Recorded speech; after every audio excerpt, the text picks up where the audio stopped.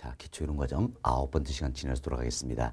자, 여러분 프린트물 6페이지를 보세요. 네, 6페이지에선 제2장 부동산 경기 변동 이론이다 소개되어 있죠. 자, 이와 관해서 또 아주 기초화되고 중요한 용어 설명 몇 가지 해주도록 하겠습니다. 자, 먼저 53번 보세요.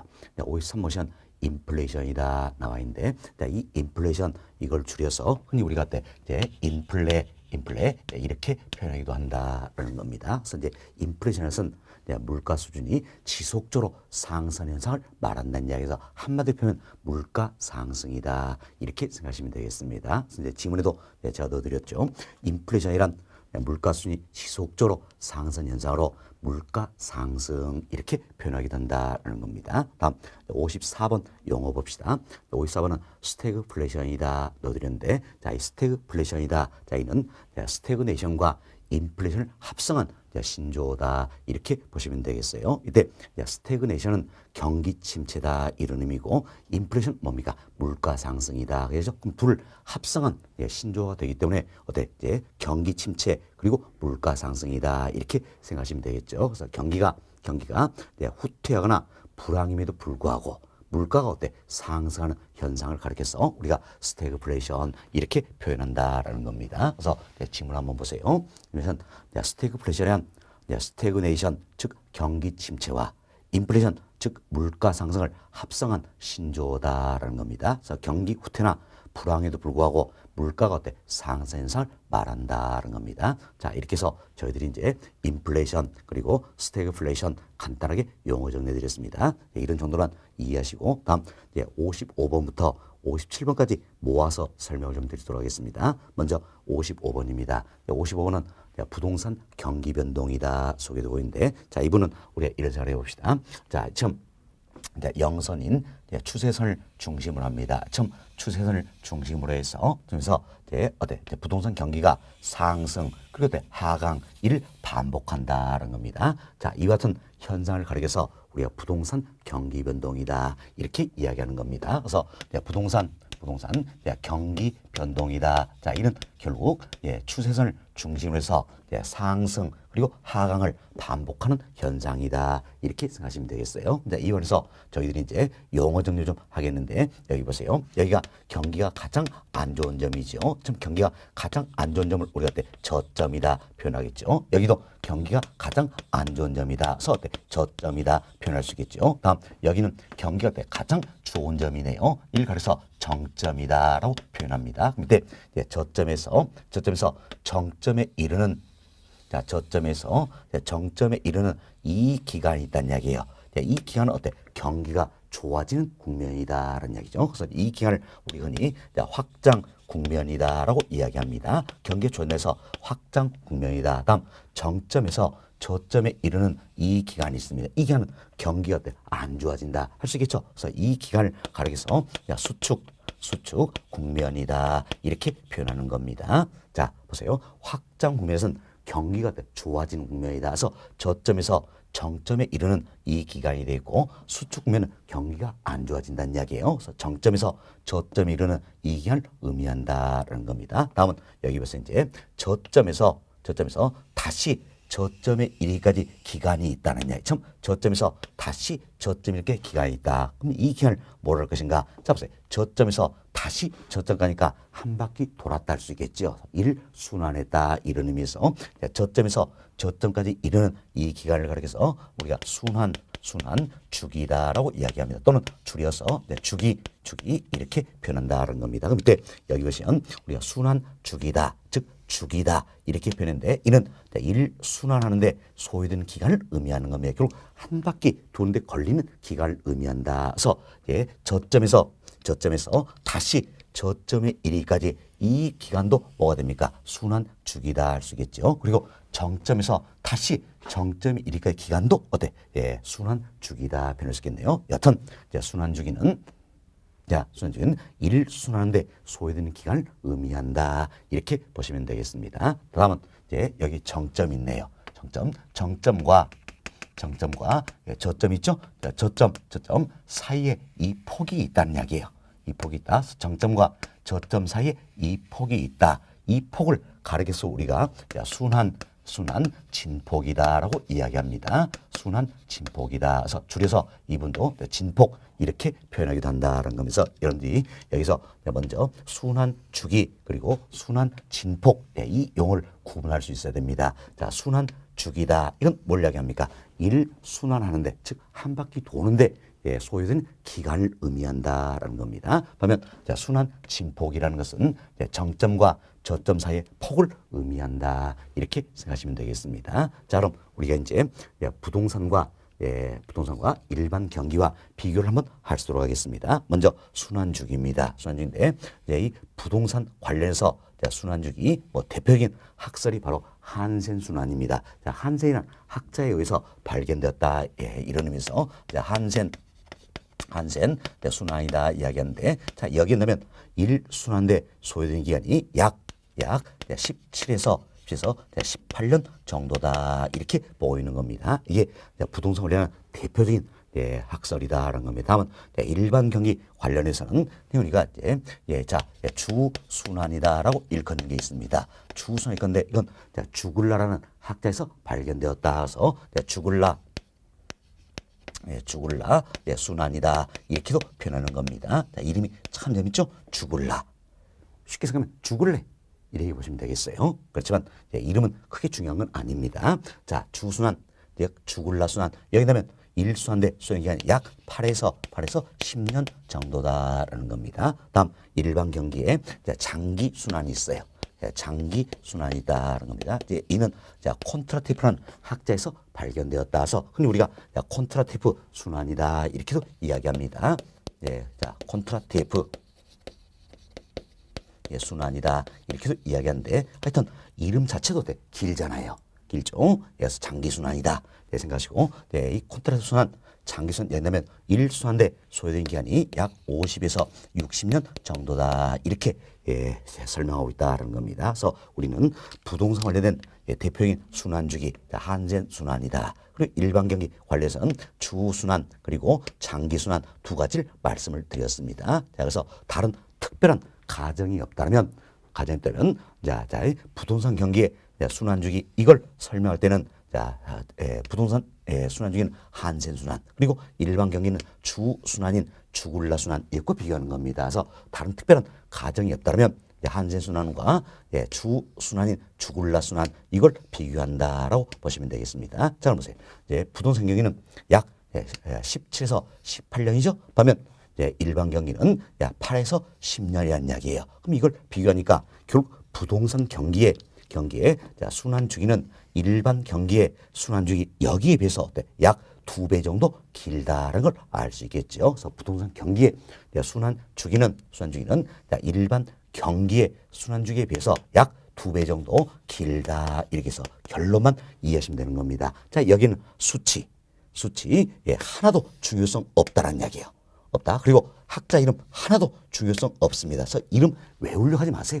결론만 잘 이해하시면 되는 겁니다. 자, 부동산 경기의 순환주기는 일반 경기의 순환주기에 비해서 약 2배 정도 길다. 이렇게 결론만 이해하시면 되겠습니다. 다만 이제 일반 경기의 장기 순환과 비교한다는 이야기예요. 이처럼 일반 경기의 장기 순환과 비교하면 부동산 경기의 순환 주기는 어떻습니까?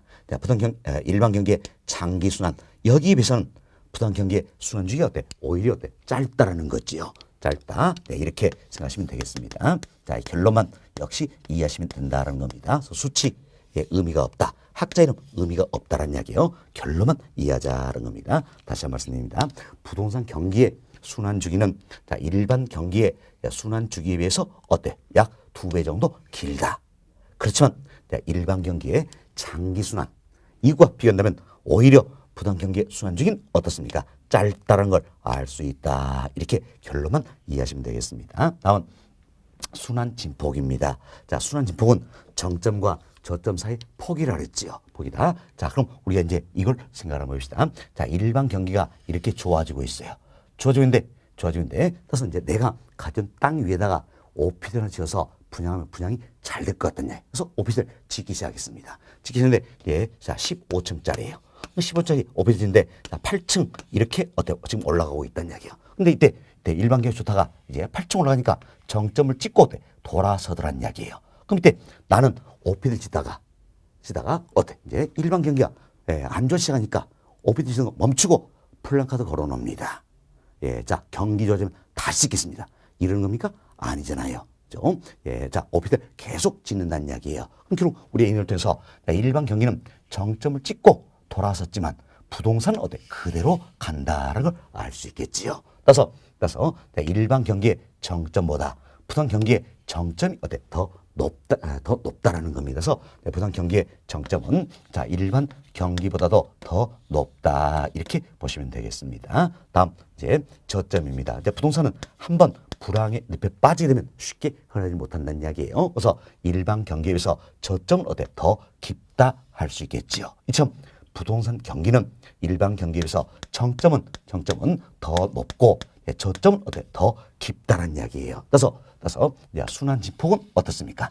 일반 경기에 비해서 크다. 이 사실 알 수 있다는 겁니다. 여기 역시 결론만 이해하시면 되는 겁니다. 그래서 부동산 경기의 순환 진폭은 일반 경기의 순환 진폭보다 어떻습니까? 크다.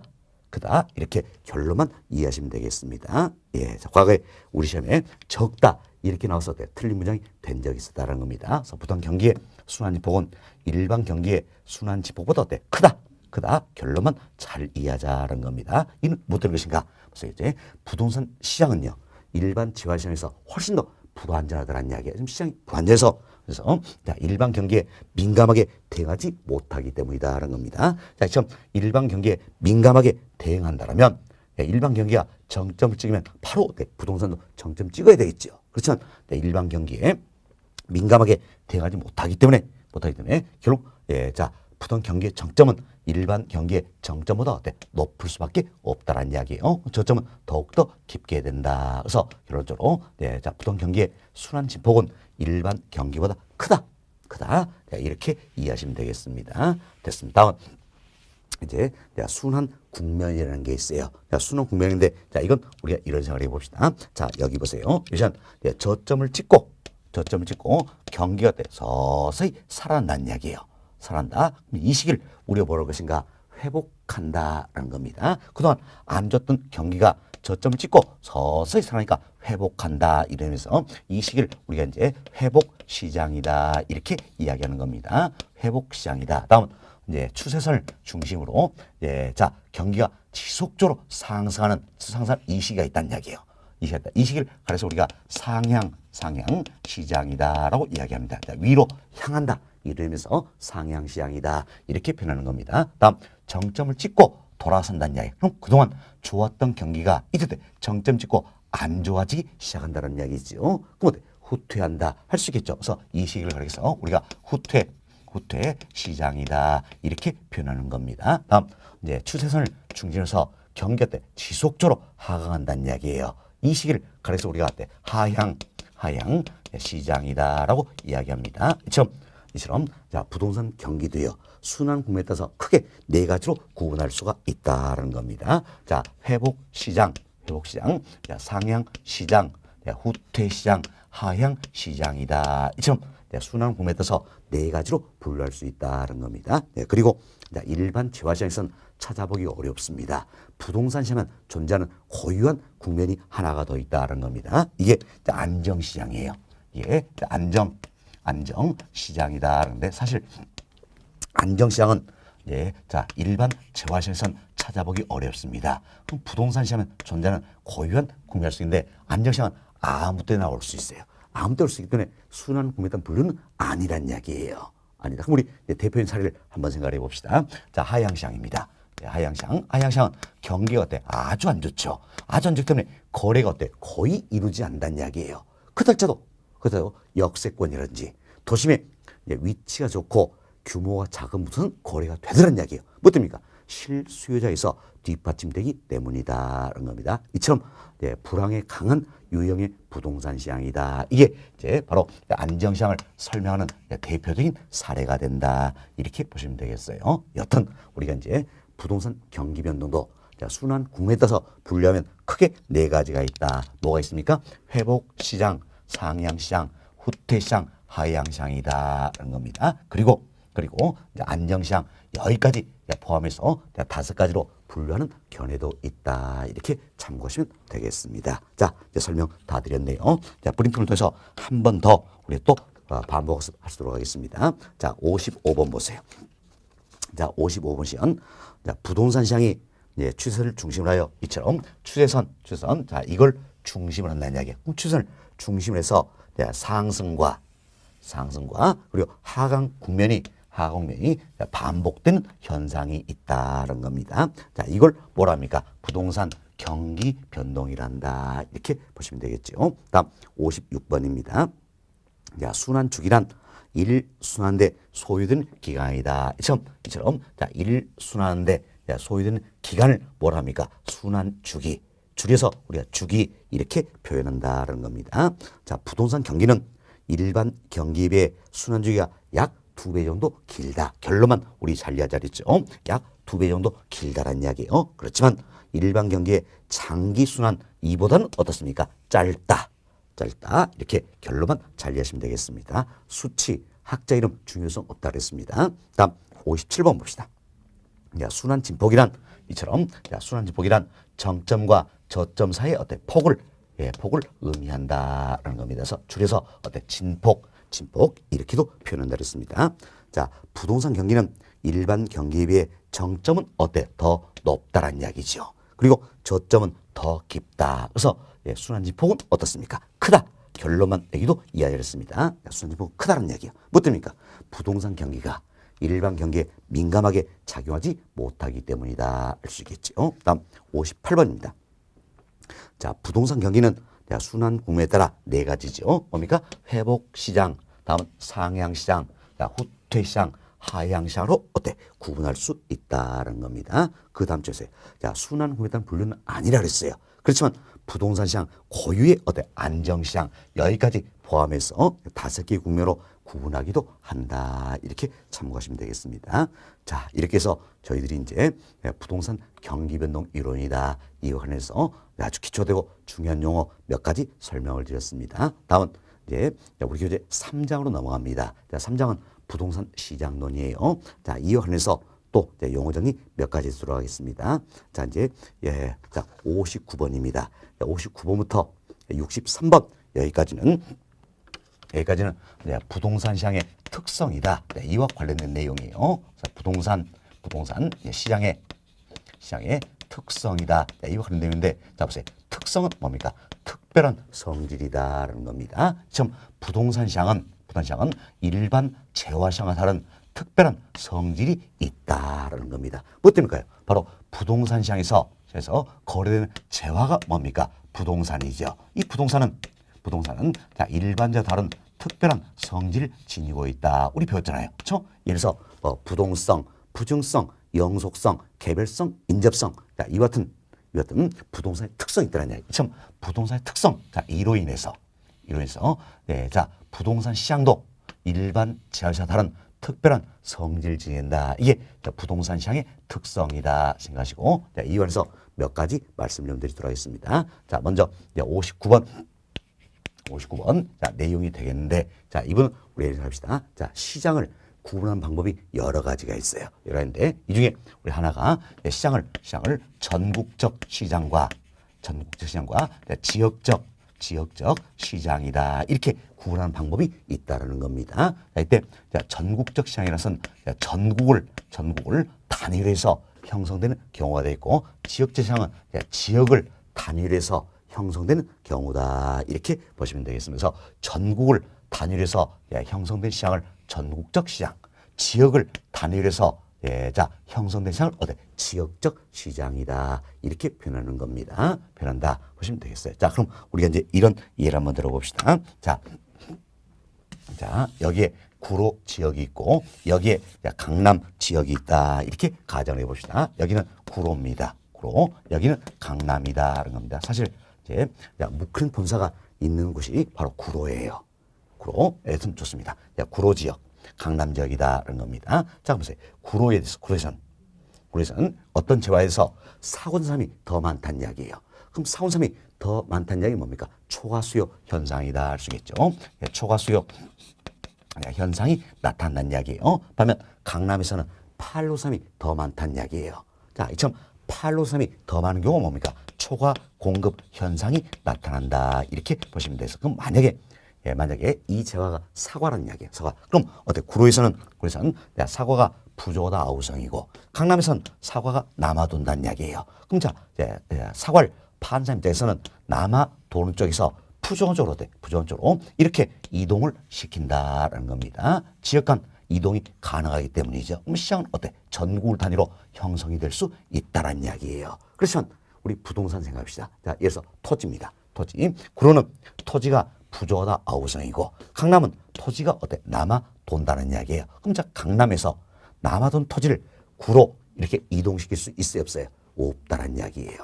이동이 안 된다는 이야기예요. 왜 그렇습니까? 바로 부동성이란 특성으로 인해서 지역 간 이동이 안 되기 때문이다. 아시겠죠? 지금 부동성이란 특성으로서 지역 간 이동이 안 되기 때문에 구로는 구로 나름대로 시장이 형성이 되고 강남은 강남 나름대로 시장이 형성이 된다 할 수 있겠죠. 따라서 부동산 시장은 자, 전국을 단위로 하는 겁니까? 지역을 단위로 하는 겁니까? 지역을 단위로 한다는 겁니다. 결국 부동산 시장은 전국적 시장이 되지 못하고 지역적 시장이 된다는 겁니다. 이때 지역적이다 이 표현을 우리가 국지적이다 이렇게도 표현합니다. 여러분들이 이런 말씀을 들어보셨을 거예요. 국지성 호우다. 이게 무슨 뜻이에요? 그 지역만 비가 쏟아져 내린다는 이야기잖아요. 그래서 국지적이다 이 표현은 뭡니까? 지역적이다 같은 말로 보시면 되겠습니다. 여튼 부동산 시장은 전국적 시장이 되지 못하고 지역적으로 국지적으로 형성이 된다는 겁니다. 무엇 때문입니까? 바로 부동성이란 특성으로 해서 지역 간 이동이 되지 않기 때문이다. 이렇게 보시면 되겠습니다. 여튼 부동산 시장은 지역적 시장, 국지적 시장이 된다는 겁니다. 자, 이 내용이 59번이에요. 59번 질문 한번 봅시다. 전국을 단위로 형성된 시장을 전국적 시장, 지역을 단위로 형성된 시장을 지역적 시장이란다. 부동산 시장은 부동성이나 특성을 하여 이처럼 부동성이다. 다른 말로 우리가 비이동성이다. 지리적 위치의 고정성이다. 이렇게 배웠죠. 여튼 부동성이란 특성으로 인하여 일정지에 국한되는 지역적 시장이다. 또는 국지적 시장이다 할 수 있겠습니다. 여튼 부동산 시장은 지역적 시장, 국지적 시장이다라는 겁니다. 뭐 때문입니까? 바로 부동성이란 특성에서 지역 간 이동이 되지 않기 때문이다. 이렇게 이해하시면 되겠습니다. 다음 60번 내용입니다. 60번은 수급 조절의 곤란성이다. 자, 이와 같은 시장의 특성을 설명한 내용이 되겠는데 이때 보세요. 수급 이건 뭐의 줄말입니까? 수요와 공급 여기에 줄임말이다라고 보시면 돼서 수급 이건 수요 공급의 줄임말이다 이렇게 보시면 되겠습니다. 자, 그럼 우리 이제 이분도 이런 생각을 해봅시다. 자, 부동성 움직이지 않는다는 거죠. 좀 움직인다. 이래서 지역 간 이동이 됩니까 안 됩니까? 안 되지요. 그럼 지역 간 이동이 안 되니까 부동산의 특성에서 지역 간에 수요 공급 조절이 곤란하다 그 얘기죠. 수요 조절이 어렵다는 겁니다. 다음 부정성은 물리적으로 양을 늘릴 수 없다는 이야기죠. 물리적으로 절대량을 늘릴 수가 없기 때문에 수급 조절이 곤란하다 할 수 있겠죠. 다음은 개별성 모두가 다르다는 겁니다. 모두가 다르기 때문에 물리적으로 대체가 됩니까 안 됩니까? 안 되지요. 안 되죠. 좀 물리적으로 대체되지 않기 때문에 수요 공급 조절이 어렵다 할 수 있겠죠. 좀 부동성, 부증성, 개별성 등 여러 특성으로 인해서 부동산 시장에서는 수요 공급 조절이 어렵다라는 겁니다. 이걸 수급 조절의 곤란성이다 이렇게 표현하는 겁니다. 또 우리 이런 생각을 해봅시다. 자, 아파트에 대한 수요가 급증하다는 이야기예요. 그럼 자, 급증하는 수요를 뒷받침시키기 위해서 아파트에 신규 공급이 이루어져야 되겠죠. 자, 신규 공급 뭡니까? 아파트를 새로 지어서 시장에 내놓는 게 신규 공급이에요. 그럼 자, 지금 아파트의 신규 공급이다. 자, 이제 착공성화까지 많은 시간이 걸린다는 이야기예요. 따라서 수요는 급증하더라도 신규 공급을 통한 공급은 곧바로 뒷받침될 수 있어요, 없어요? 없다라는 겁니다. 없다. 우리가 이런 사례를 보더라도 부동산 시장에서는 어때? 수요급 조절이 어렵다는 걸 알 수 있다는 겁니다. 이걸 우리가 수급 조절의 곤란성 이렇게 생각하시면 되겠어요. 자, 그럼 60번 질문 한번 봅시다. 부동산 시장은 자, 부동성, 부증성, 개별성 등 여러 특성으로 해요. 우리 설명했죠? 예, 부동성, 부증성, 개별성 등 자, 여러 특성으로 인하여 수요 공급의 조절이 곤란하다는 겁니다. 또한 부동산 공급에는 상당한 시간이 소요되기 때문에 수요가 급증하다도 예, 공급이 적시에 이루어지지 못한 경우가 많다는 이야기예요. 이 같은 시장의 특성을 뭘 합니까? 자, 수급 조절의 곤란성이다. 이렇게 표현한다는 겁니다. 수급 조절의 곤란성이다. 이렇게 이해하시면 되겠습니다. 다음 61번이에요. 자, 61번은 이제 자, 부동산 상품의 비표준화성이다. 그런데 자, 이건 자, 상품의 자, 비표준화성이다. 이렇게 생각하시면 되겠습니다. 자, 보세요. 자, 부동산 상품은 예, 표준화할 수 있다 없다? 없다라는 겁니다. 뭐 때문입니까? 바로 예, 개별성이라는 특성 때문이다라는 겁니다.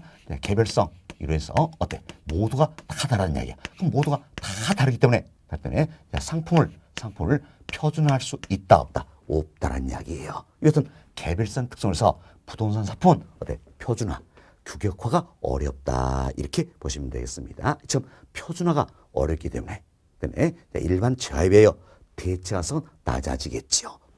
또한 예, 일가의 법칙도 성립되지 않는다는 겁니다. 자, 예, 일가의 법칙이다. 이 용어 나왔네요. 이것도 한번 설명을 넘어갑시다. 자, 일가의 법칙이다. 이건 뭘 의미할 것인가? 이렇게 생각하세요.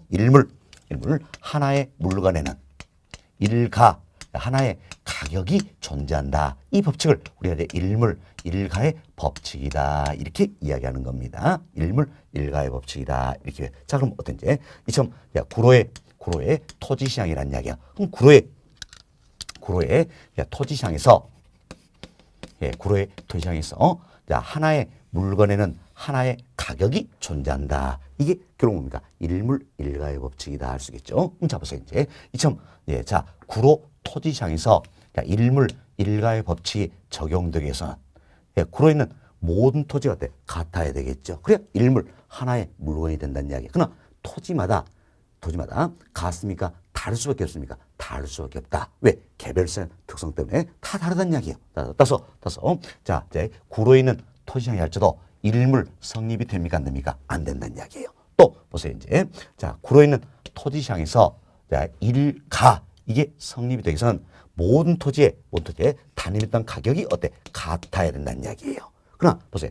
구로에 있는 토지 할지도 단일했던 가격은 같습니까? 다를 수밖에 없습니까? 다를 수밖에 없다는 겁니다. 따라서 일가이도 적용되지 않는다는 겁니다. 결국 부동산 시장에서는 자, 개별성이라는 특성으로 인해서 자, 일가의 법칙이 적용이 됩니까? 안 됩니까? 안 된다. 이렇게 생각하시면 되겠습니다. 됐습니다. 그래서 여러분이 용어부터 잘 정리하시는데 자, 일가의 법칙은 뭐랍니까? 동일한 시장에서는 하나의 물건에 하나의 가격이 존재한다. 이 법칙을 우리가 일가의 법칙이다. 이렇게 표현하는 겁니다. 그렇지만 부동산 시장에서는 개별성이란 이 특성으로 인해서 자, 일가의 법칙 적용이 됩니까? 안 됩니까? 안 된다는 겁니다. 사실 개별성이나 특성에서 상품을 표준할 수 없다는 이야기예요. 없기 때문에 결국 일가의 법칙도 적용되지 않는다 할 수 있겠죠? 이렇게 이해하시면 되겠습니다. 자, 그래서 질문 한번 봅시다. 61번입니다. 자, 부동산 시장은 개별성의 특성으로 인하여 상품의 규격화나 표준화가 불가능하다는 이야기예요. 자, 이처럼 부동산 상품은 표준화가 어렵기 때문에 일반 제외에서 대체 가능성은 낮겠죠? 또한 일가의 법칙도 성립되지 않는다는 겁니다. 이 특성이 상품의 비표준화성이다. 이렇게 보시면 되겠습니다. 다음 페이지 62번입니다. 자, 62번은 부동산 시장의 비조직성이다라는데, 자, 보세요. 부동산 시장에서는 상품을 표준화할 수 있어요, 없어요? 없다라는 이야기예요. 이처럼 상품을 표준화할 수 없기 때문에 없기 때문에 도매상, 소매상 이것은 유통기구가 존재합니까? 존재치 않습니까? 존재치 않는다는 이야기예요. 자, 생각하세요. 땅 도매상 들어보셨나요? 아파트 소매상 들어보셨나요? 못 들어보셨죠? 이처럼 부동산 시장에서는 상품을 표준화할 수 없기 때문에 도매상, 소매상 이것은 유통기구가 존재치 않는다는 이야기예요. 그래서 시장은 조직을 갖출 수 있다 없다 없다라는 거죠. 이 같은 특성을 해서 시장의 비조직성이다 이렇게 이야기하는 겁니다. 시장의 비조직성이다. 결국 이도 무엇 때문입니까? 바로 개별성이나 특성 때문이죠. 개별성 이래서 상품을 표준할 수 없기 때문이다. 그래서 도매상, 소매상 유통기구가 존재치 않는다. 시장은 조직을 갖출 수가 없다는 겁니다. 이걸 시장의 비조직성이란다는 겁니다. 이처럼 도매상, 소매상 유통기구가 존재치 않기 때문에 부동산 시장에서는 어떤 생산자, 즉 공급자와 소비자, 즉 수요자 사이에 어떤 직거래가 이루어진다 할 수 있겠죠. 그렇지만 이 사이에 어떻습니까? 중개업자가 개입될 수가 있다 이렇게 보시면 되겠습니다. 자, 이 특성이 바로 시장의 비조직성이다 이렇게 생각하시면 되겠어요. 자, 이제 질문 한번 봅시다. 62번입니다. 부동산 시장은 개별성 특성으로 인하여 상품별 시장의 조직화가 거의 불가능하다. 시장은 조직을 갖출 수 있다 없다? 없다라는 겁니다. 따라서 부동산 시장에서는 도매상이나 소매상 같은 유통기구가 존재치 않겠죠. 유통기구가 존재치 않으므로 구매 절차에서도 일반자에 비해 특수한 방법이 활용이 된다는 겁니다. 그래서 제가 괄호에 넣어드렸죠. 생산자와 즉 공급자와 소비자인 수요 사이에 직거래가 이루어진다는 이야기예요. 이 사이에 어떤 중개업자가 개입할 수 있다 이렇게 생각하시면 되겠습니다. 자, 다음 63번입니다. 자, 63번은 거래의 비공개성이다. 이것은 특성이 되겠는데, 자, 사실 부동산은 개별적으로 거래되는 경우가 많다는 이야기예요. 개별적으로 거래되는 경우가 많다는 겁니다. 왜? 개별성의 특성 때문이죠. 모두가 다르기 때문에 개별적으로 거래되는 경우가 많다는 겁니다. 지금 거래가 개별적으로 이루어지기 때문에 거래 내용을 알리려고 합니까 안 합니까? 안 한다는 이야기예요. 자, 생각해보세요. 여러분들이 구로에 있는 땅을 샀습니다. 이때 내가 땅 얼마 썼다 이야기합니까 안 합니까? 안 하잖아요. 그렇죠? 그래서 거래 내용을 알리지 않는다라는 겁니다. 자, 이 같은 특성을 가려서 거래의 비공개성이다 이렇게 이야기하는 겁니다. 이는 거래 내용을 알리지 않는다는 이야기는 뭡니까? 거래가 은밀하게 이루어진다. 그래서 다른 말로 거래의 은밀성 이렇게 표현하기도 한다라고 보시면 되겠습니다. 됐습니다. 자, 이처럼 거래 내용을 알리지 않는다는 이야기예요. 이래서 정보가 공개되지 않거나 불안정한 경우도 많다 이렇게 보시면 되겠습니다. 자, 이렇게 해서 저희들이 부동산 시장의 특성 몇 가지를 말씀을 드렸어요. 먼저 부동산 시장은 지역적 시장, 국지적 시장이었지요. 다음 부동산 시장에서는 수요급 조절이 어렵다는 겁니다. 다음 부동산 시장에서는 상품을 표준화할 수 없다는 이야기예요. 또한 시장은 조직을 갖출 수가 없다는 겁니다. 거래 내용을 알리지 않는다는 거지요. 이렇게 5가지 이야기인데 여기서 특히 여러분들이 이 3가지를 조심하시면 되겠습니다. 자, 부동산 시장에서는 상품을 표준화할 수 있다 없다? 없다. 비표준화성. 다음 부동산 시장에서는 조직을 갖출 수 있다 없다? 없다. 비조직성. 부동산 시장에서는 거래 내용을 알리려고 한다 안 한다? 안 한다. 거래의 비공개성이다라는 겁니다. 이 3가지 B자를 조심하셔야 돼요. 자, 표준화할 수 없다. 비표준화성. 조직을 갖출 수 없다. 비조직성. 거래 내용을 알리지 않는다. 비공개성. 그래서 이제 B자 조심하시고 이처럼 비표준화성이다. 비조직성이다.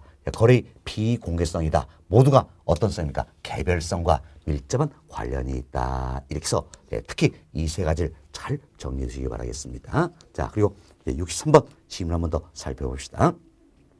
자, 부동산 시장에서 거래는 개별적으로 이루는 경우가 많다 그랬죠. 개별성에는 특성이에요. 거래 관련 정보가 공개되지 않거나 불안정한 경우가 많다는 겁니다. 자, 이를 뭐라 합니까? 거래의 비공개성 또는 거래의 은밀성 이렇게 표현한다라고 보시면 되겠습니다. 자, 이렇게 해서 저희들이 59번부터 63번까지 부동산의 특성 관련해서 설명을 좀 드렸고, 다음은 64번입니다. 자, 64번은 주택의 여과정이다 소개되는데, 여기에 대해서 조금 더 이야기 드리도록 하겠습니다. 자, 여기 보세요.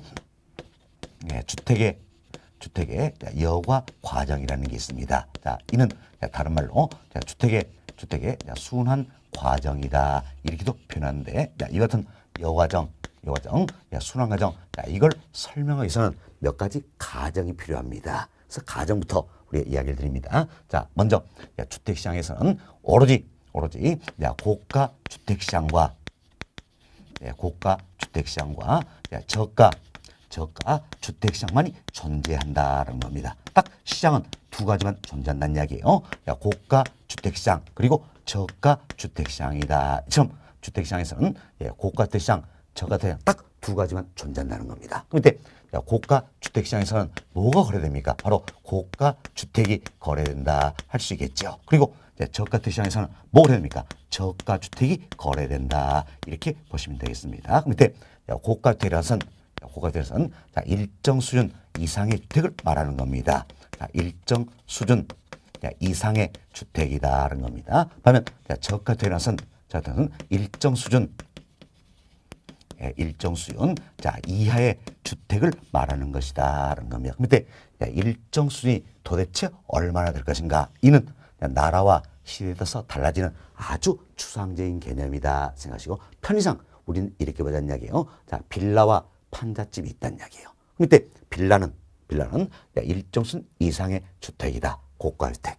판잣집은 일정 수준 이하의 주택이다, 저가주택이다. 이렇게 그냥 쉽게 생각하시기 바라겠습니다. 자, 그럼 이 같은 일정 수준 이하의 주택인 저가주택은 어떻습니까? 신축을 금하고 있다라고 가정한다는 겁니다. 신축을 금하고 있다는 겁니다. 왜 그럴까요? 자, 일정 수준 이하의 주택인 저가주택을 자꾸 지어내면 주택이 어때? 질적 수준 더 떨어진다는 이야기예요. 떨어진다. 따라서 일정 수준 이하의 주택인 저가주택은 법적으로 신축을 금하고 있다. 참 신축을 금하는 건 뭐에 대해서입니까? 고가주택입니까? 아니죠. 저가 주택에 대해서다 이렇게 보시면 되겠습니다. 결국은 저가주택은 신축이 금지되어 있지만 고가주택은 신축이 가능하다 이런 이야기예요. 다음은 이제 소득 계층에 따라 고소득 계층과 저소득 계층으로 구분할 수 있겠는데, 자, 이는 고가주택 이걸 구분하는 겁니다. 자, 지금 고가주택을 수요할 수 있는 계층이 있다는 이야기예요. 지금 고가주택을 수요할 수 있는 계층을 어때? 고소득 계층이다 이렇게 가정하는 겁니다. 결국은 고소득 계층은 고가주택을 수요할 수 있기 때문에 당연히 어때? 고가주택 시장 여기 어때? 참여하고 있다 이렇게 생각하시면 되겠습니다. 고가주택에 거주하겠지요. 반면 고가주택을 수요할 수 없는 계층이 있다는 이야기예요. 이를 어때? 저소득 계층이다 이렇게 표현하는 겁니다. 저소득 계층이다. 그럼 이때 저소득 계층은 고가주택을 수요할 수 없다를 했어요. 그럼 고가주택을 수요할 수 없기 때문에 저소득 계층은 어때? 고가주택 시장 참여할 수 있어요, 없어요? 없죠? 이 사람들 어디 참여합니까? 저가주택 시장 여기에 참여하게 된다 이렇게 보시면 되겠어요. 따라서 저소득 계층은 저가주택을 사용하게 된다 이렇게 이해하시면 되겠습니다. 자, 이와 같은 가정하에서 자, 먼저 우리가 이제 2분부터 한번 살펴봅시다. 자, 이 같은 가정하에서 여기 보세요. 시장에 이처럼 신규 주택이 공급이 된다는 이야기예요. 그럼 시장에 이처럼 신규 주택이 공급이 되었다는 건데, 이때 공급된 신규 주택은 고가주택일까요? 저가주택일까요? 그렇죠. 신규 주택은 고가 주택이 된다는 겁니다. 왜? 저가주택은 법적으로 신축을 금하고 있다는 이야기예요. 따라서 시장에 신규 주택이 공급되면 이 신규 주택은 고가주택이다라는 겁니다. 그럼 이것은 고가주택은 누가 사용하게 될까요? 바로 고소득계층이 사용을 하게 된다는 겁니다. 왜? 저소득계층은 고가주택을 수요할 수 없다 그랬죠? 따라서 신규주택은 즉 고가주택은 고소득계층이 사용하게 된다는 겁니다. 다음, 그럼 고소득계층이 사용했던 그동안 사용했던 이 주택이 있네요. 그럼 사실 고소득계층은 이 주택을 사용하다가 이택을 사용하다가 시장에 신규 이택이 공급되니까 신규 이택으로 이렇게 이동해 갔다는 이야기예요. 그럼 자, 이택은 이제 빈집이 되겠지요. 흔히 우리가 빈집을 뭐라 표현합니까?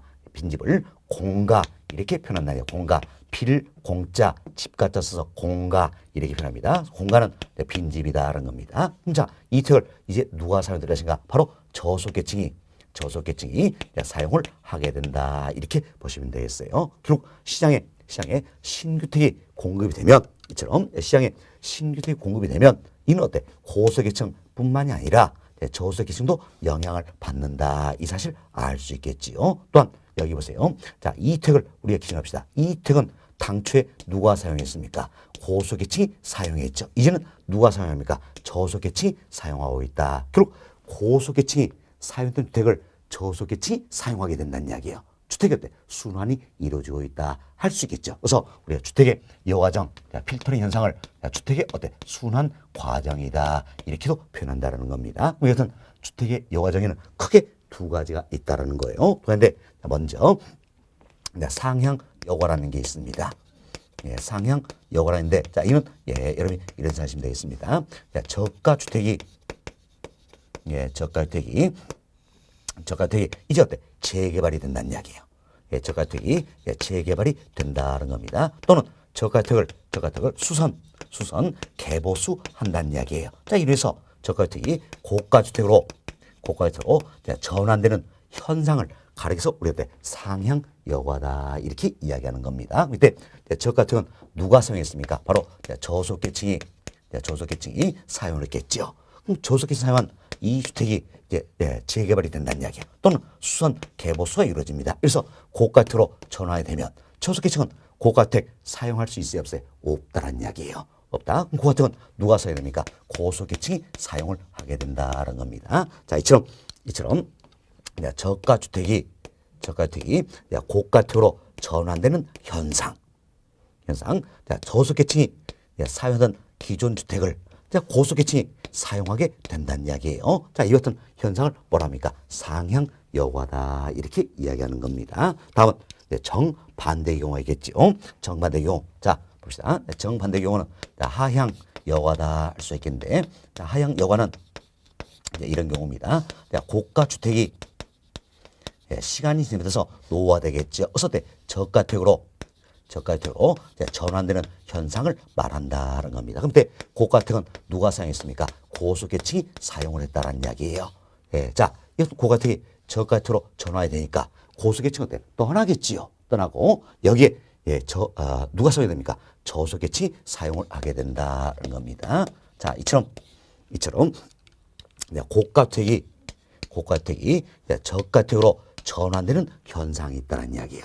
또한 고소계층이 사용했던 주택을 저소계층이 사용을 하게 된다. 이 같은 현상을 뭐랍니까? 하향 여과다 이렇게 이야기하는 겁니다. 그래서 이 과정에도 크게 두 가지 유형이 있다는 거죠. 하나는 뭡니까? 상향 여과다. 또 하나는 하향 여과다라는 겁니다. 우리 집에서는 이 같은 용어를 출제하면서 주로 말 바꾸기를 많이 합니다. 그런데 우리는 아주 쉽게 이렇게 생각하자는 이야기예요. 상향 여과다. 위로 향한다는 이야기예요.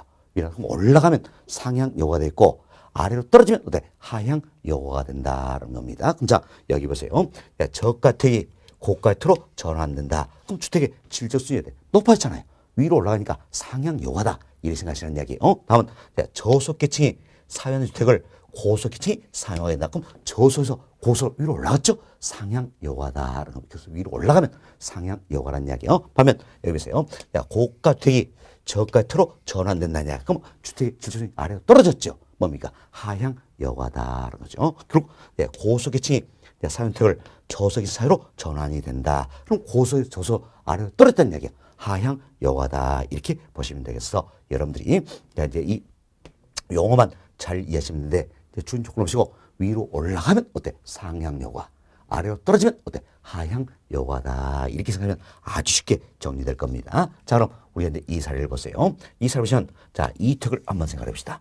이택은 당초에 누가 사용했습니까? 고소계층이 사용했죠. 이제 누가 사용합니까? 저소계층이 사용을 하게 된다. 결국 고소계층이 사회적 기준택을 이제 어때? 저소계층이 사용하게 된다. 그럼 고소에서 저소 아래로 떨어졌죠. 따라서 이 주택은 어디서 나타납니까? 바로 하향 요관한 현상이 나타났다. 이렇게 생각하시면 되겠습니다. 자, 이렇게 해서 저희들이 이제 주택의 여과정이다 또는 순환 과정이다. 얘도 크게 두 가지가 있다. 상향 요과, 하향 요과. 이것은 용어 설명 다 드렸습니다. 자, 이 내용이 여러분 프린트물 64번에 나와 있는 내용이에요. 프린트물 64번 한번 살펴봅시다. 자, 주택의 여과정이란 주택시장에 신주택이 공급되면 이처럼 주택시장에 신주택이 공급이 된다는 이야기예요. 그럼 고소계층은 어때? 신주택으로 이동하지요. 자, 고소계층이 사유된 기존주택으로 저소계층이 이동한다는 겁니다. 그래서 신주택 공급은 저소계층도 영향을 받는다는 겁니다. 이게 바로 뭡니까? 주택의 여과정이다. 다른 말로 주택의 어때? 순환 과정이다. 이렇게도 표현하는 겁니다. 자, 이런 주택의 여과정에는 상향 여과와 하향 여과가 있다는 거죠. 자, 저가택이 수선 또는 개보수 재개발되어, 자, 이 내용이네요. 저가택이 수선, 개보수 재개발된다는 겁니다. 자, 이것은 이유로 인해서 고가택으로 전환된다는 이야기예요. 자, 지금 고가택으로 전환된다. 그럼 자, 보세요. 저가택이 고가택으로 전환된다. 위로 올라갔죠? 뭡니까? 상향 여과다. 이렇게 생각하시면 되겠습니다. 자, 다음 하위계층, 즉 저소계층이 사용하던 저가택이 상위계층, 즉 고소계층 사용으로 전환된 것이다. 그럼 자, 저소득에서 고소득으로, 저소 위로 올라갔죠? 상향 여과한다. 이렇게 보시면 되겠습니다. 그리고 이제 제가 괄호에 용어 정리를 다 해드렸던 내용들입니다. 자, 어때요? 우리가 자, 저가택이다. 자, 이건 뭡니까? 일정선 이하의 주택을 의미한다. 고가택이다. 이는 일정선 이상의 주택을 의미한다. 자, 이런 걸 넣어드렸습니다. 자, 다음 자, 저소계층이다. 이는 뭡니까? 고가택을 수여할 수 없는 계층이죠. 고소계층이다. 이는 어때? 고가택을 수여할 수 있는 계층이다. 이렇게 해서 용어 설명 괄호에 다 넣으시니까 참고하시면 되겠습니다. 자, 다음 쯤 봅시다. 고가택이 저가택으로 전환된다는 이야기예요. 참, 고가주택이 저가택으로 전환된다. 그럼 고가에서 저가로 아래로 떨어졌죠? 뭡니까? 하향 여과다. 이렇게 보시면 되겠어요. 또한 상위층, 즉 고소계층이 사용하던 고가택이 하위층, 즉 저소계층 사용으로 전환된다. 그럼 어때? 고소계층이 사용택을 저소계층 사용으로 전환된다. 그럼 고소에서 저소 아래 떨어졌죠? 뭡니까? 하향 여과다. 이렇게 생각하시면 되겠어요. 그래서 여튼 주택 여과는 크게 두 가지가 있다. 하나는 상향 여과, 또 하나는 하향 여과다. 그래서 위로 올라가면 상향 여과, 아래로 떨어지면 어때? 하향 여과다. 이렇게만 생각하시면 크게 어려움이 없는 부분입니다. 자, 다음 65번으로 넘어갑니다. 자, 65번은 주거분리다. 이렇게 넣어드렸는데, 자, 이번은 여러분이 이 생각하시면 되겠습니다. 자, 여기 보세요. 주거분리다. 이 내용이죠. 있는데 말 그대로 주거분리라는 것은 주거지가 분리되는 현상을 말한다는 겁니다. 주거지가 분리되는 현상이다라는데 어떻게? 소득 계층 간이라는 이야기예요. 그러니까 일정 지역에서 이와 같은 일정 지역에서 소득 계층 간에 예를 들어서 고소득 계층과 저소득 계층이다라는 겁니다. 지금 소득 계층 간에 어때? 주거지가 분리되는 현상을 가리켜서 우리가 뭡니까? 주거 분리다. 이렇게 이야기하는 겁니다. 우리 좀 조금 오래지만 이런 질문이 나왔어요. 주거지역과 상업적이 분리된 상을 주거분리한다. OX. X 잘못된 거죠. 주거분리는 뭘 얘기합니까? 고소계층, 저소계층, 이처럼 소득계층 간의 주거지가 분리되는 현상을 말한다. 이렇게 보시면 되겠어서 이 같은 일정 지역 내에서 흔히 우리가 부촌이 있고 빈촌이 있다. 이런 얘기 들어보셨잖아요. 그렇죠? 그래서 일정 지역 내에서 부촌, 빈촌 이렇게 나눠지는 현상을 가리켜서 뭡니까? 주거분리다. 이렇게 표현한다. 보시면 되겠습니다. 그래서 이제 질문 한번 봅시다. 65번이에요. 주거분리란 도시 내에서 소득계층이 분화되어 거주하는 현상으로 고소계층의 주거지역과 저소계층의 주거지역이 어때? 분리된 상을 말한다. 이처럼 고소계층, 저소계층, 소득계층 간의 주거지가 어때? 분리되는 현상이다. 이렇게 생각하시면 되겠습니다. 자, 결국 부촌, 빈촌이 어때? 일정 지역 내에서 나눠지는 그 같은 모습이다라는 겁니다. 자, 이런 주거 분리는 도시 전체뿐만 아니라 지리적 인접한 근린지에서 발생할 수 있다는 건 뭐 참고하시면 될 것 같습니다. 자, 이렇게 저희들이 주거 분리 여기까지 용어 설명을 드렸어요. 다음 시간에는 66번 효율적 시장 여기서부터 계속적으로 설명을 좀 드리도록 하겠습니다.